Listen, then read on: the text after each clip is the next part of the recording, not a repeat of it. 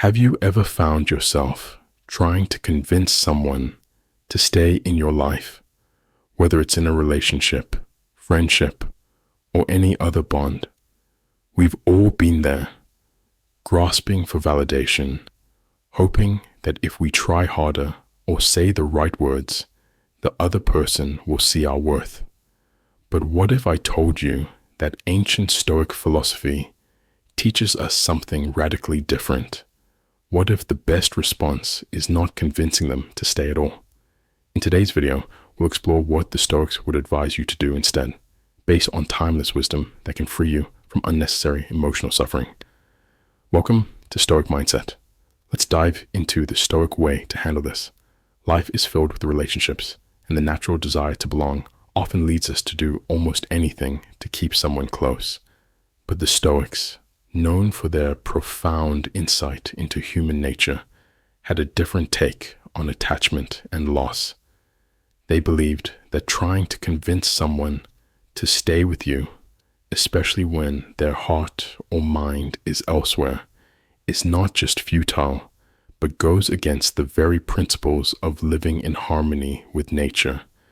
In today's video on Stoic Mindset, we'll unpack why convincing someone to be with you is a mistake, and more importantly, what you should do instead. Drawing on the wisdom of figures like Marcus Aurelius, Seneca, and Epictetus, we'll explore a perspective that's both empowering and liberating. Stick around till the end, because what you learn today could transform not only how you view relationships, but how you approach life itself. 1. The Stoic understanding of relationships. To fully grasp why the Stoics advised against trying to convince someone to stay, we need to first understand how they viewed relationships. For the Stoics, relationships, whether romantic, familial, or platonic, are external to us. This might seem counterintuitive, as modern society places a lot of value on the connections we form. But in Stoicism, only our inner world, our thoughts, judgments, and actions are truly within our control. As Epictetus famously said, "Some things are in our control, and others are not. The things in our control are our opinions, pursuits, desires, aversions, in short, whatever are our own actions. The things not in our control are body, property, reputation, command, and, in one word, whatever are not our own actions. The decision of another person to be in your life is entirely out of your control. Trying to convince them otherwise not only denies this reality, but also creates unnecessary suffering. The more you try to control what is uncontrollable, the more frustrated you become. 2. Why you shouldn't convince someone to stay. Convincing someone to stay in your life is an act that comes from insecurity, fear, and attachment. It signals a desire to control the uncontrollable, something that the Stoics were deeply critical of. Marcus Aurelius, in his Meditations, often reflected on the transient nature of life and relationships. He understood that everything is subject to change, and trying to hold on too tightly only leads to suffering. One of the central tenets of Stoicism is to live according to nature, which means accepting the flow of life as it is. This includes understanding that people will come and go. As Seneca once wrote, "The wise man will live as long as he ought, not as long as he can." In other words, it's not about how long something lasts, but how virtuous and meaningful it is while it exists. Whether it's a relationship or a friendship, its duration is often beyond your control, and trying to convince someone to stay disrupts the natural course of events. 3. The power of letting go. One of the most powerful Stoic practices is the art of letting go. Letting go doesn't mean you stop caring or that the relationship was meaningless. It means you recognize that trying to force someone to be in your life is unnatural and contrary to the principles of Stoicism. The ability to let go and accept reality without resistance is a hallmark of true Stoic strength. As Epictetus said, "Don't demand that things happen as you wish, but wish that they happen as they do happen, and you will go on well." Instead of focusing on convincing someone to stay, the Stoic approach would be to focus on what you can control, your own actions, emotions, and thoughts. Let go of the need to cling, and instead, embrace what life brings. This act of letting go is not one of defeat, but of empowerment, allowing you to rise above emotional entanglements that lead to suffering. 4. The benefits of detachment. Detachment is often misunderstood as coldness or lack of emotion, but the Stoics practiced what's called apatheia, a serene acceptance of whatever happens. This doesn't mean suppressing emotions, but rather not being ruled by them. By practicing detachment, you're able to maintain emotional equilibrium even in the face of loss or rejection. When someone decides to leave, practicing detachment allows you to accept it without feeling like your world is falling apart. As Marcus Aurelius said, "When you arise in the morning, think of what a privilege it is to be alive, to think, to enjoy, to love."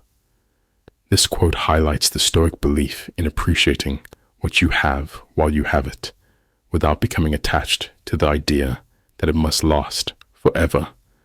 The act of detachment frees you to love more authentically because you're no longer grasping for control. 5. What to do? Instead, focus on self-mastery. So, if you shouldn't convince someone to stay, what should you do instead? The Stoics would say that the answer lies in self-mastery. Instead of focusing outward on the actions or decisions of another person, focus inward.